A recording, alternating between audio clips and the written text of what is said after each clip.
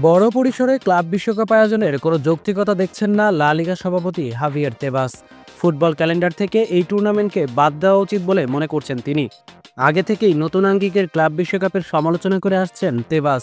গত সপ্তাহের তিনি বলেছিলেন এই টুর্নামেন্টই সম্পূর্ণ অযৌক্তিক। টুর্নামেন্টে গত সোমবার লস অ্যাঞ্জেলস এফসির বিপক্ষে চেলসির 2-0 গোলে জয়ের ম্যাচ 25 মিনিট দেখার পর তার মনে হয়েছে এটি যেন কোনো প্রীতি ম্যাচ।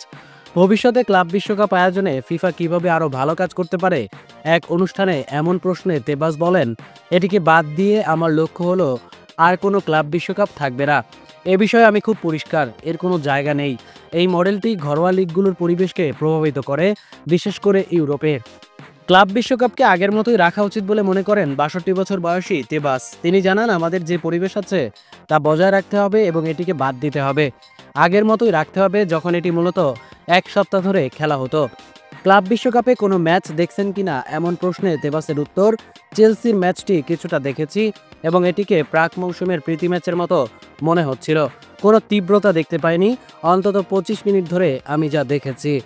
আটলান্টায় এদিনে ৭১,০০০ দর্শক ধারণা ক্ষমতার স্টেডিয়ামে দর্শকের উপস্থিতি ছিল কেবল ২২,১৩৭ জন।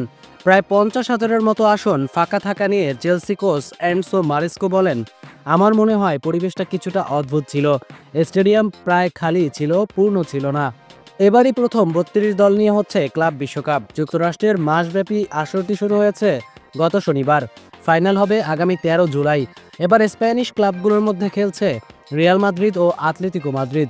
প্রতি ৪ বছর পর পর হবে এই টুর্নামেন্ট।